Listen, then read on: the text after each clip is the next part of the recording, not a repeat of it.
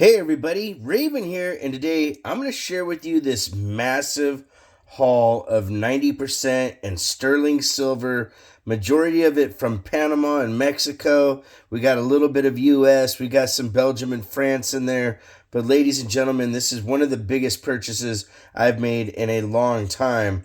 And the person I bought it from, asked to remain anonymous, but they are somebody that's in the community, and I wanted them to know that I really appreciate this because they were really fair on everything here. And I'm just going to show you the stuff. We're not really going to talk about price and whatnot, but I'm going to show you what's in here because this is going to be kind of a lengthy one to get through everything. So let's start off with just the row of Balboas. Ladies and gentlemen, there are 1, 2, 3, 4, 5, 6, 7, 8 of the larger Balboas. And the one that I really like is a 79 with Vasco Nunez del Balboa. I have the proof and the circulated. These are absolutely epic. 92.5% sterling silver.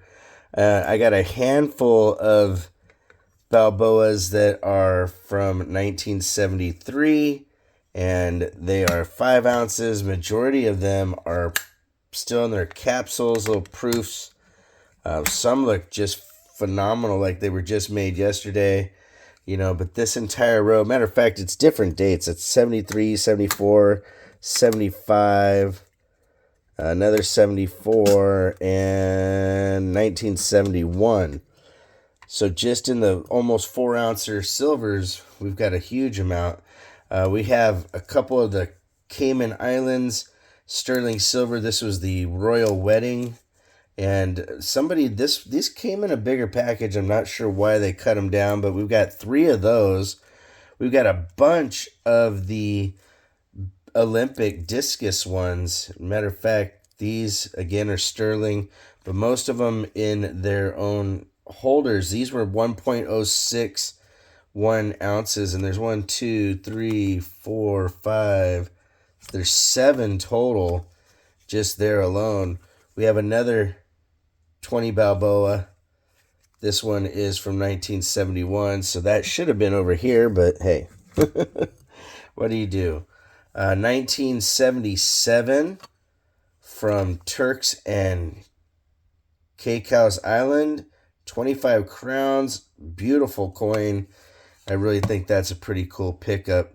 Got really lucky. He had a couple Casa de Monedas, 1 ounces. So these are sterling, but there's enough in here to equal 1 ounce of 3/9 fine, and always nice to see those in the mix.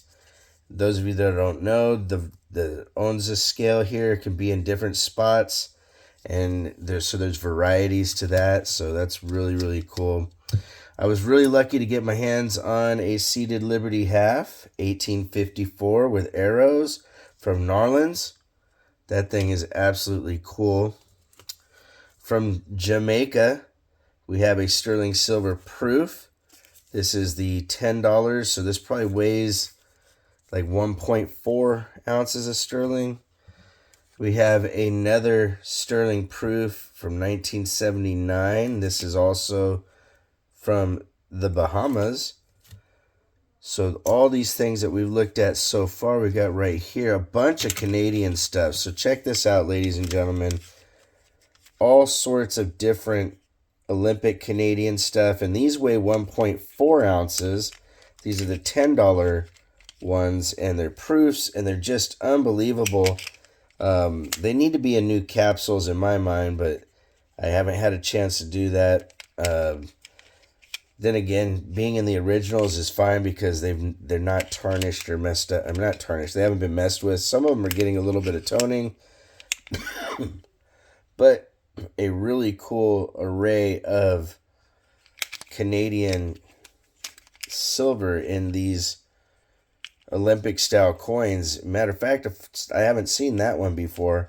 And then it had the $5 one, which is 0.7 something, so like about 3/4 of an ounce. But again, the $5 from Montreal, and I haven't seen this wreath one before. So some of these are pretty cool, and I need to look them up. That's why I didn't really discuss value on these yet, because you just never know. The rarer it is, of course, it has a little more value.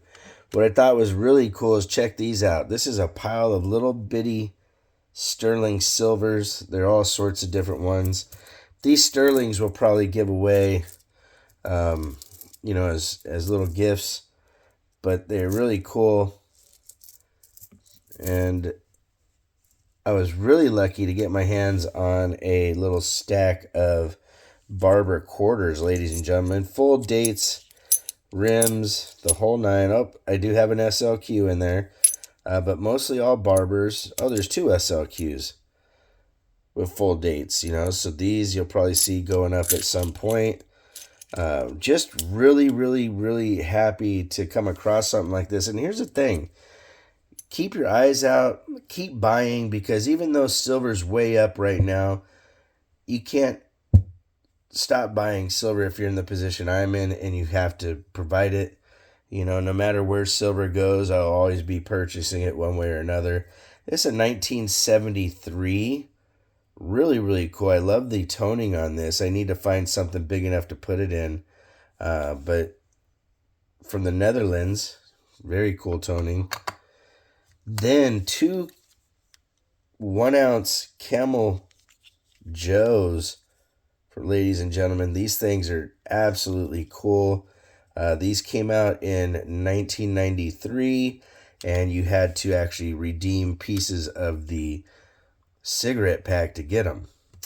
A couple more of the Balboas. These in their original packaging with tiny little silver, cute little 2.5 centimos as a nice little bonus in there. So you get the 3+, almost 4 ounces in silver here, and the little bitty bonus right there. We have 3 different pesos from Mexico. We got an 1896, 2 1887s, and these are really cool. They're in really nice condition. This one here looks like it has an actual chop mark in it. It's only got one little chop mark. Would have been nice to have a bunch, but hey, beggars can't be choosers, my friends, because this is just unreal.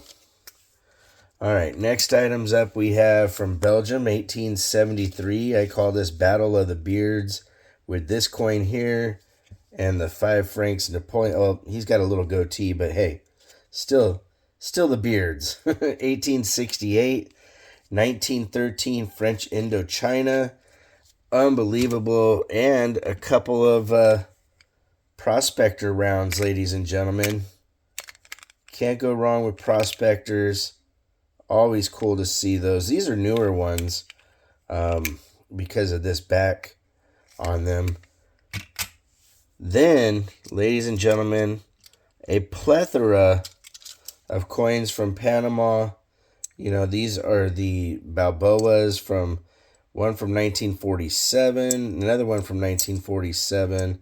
This one, I love the toning on it. That's from 1934. That's a harder year to get. 1947.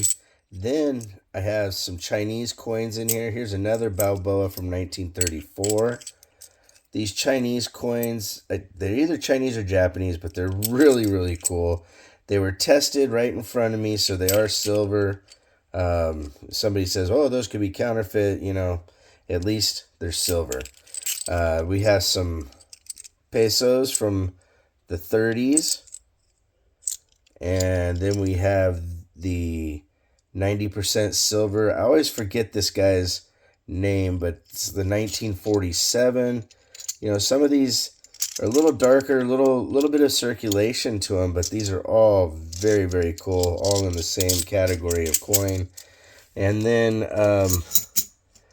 a number of more Mexican stuff, like this is the Hidalgo from 1957.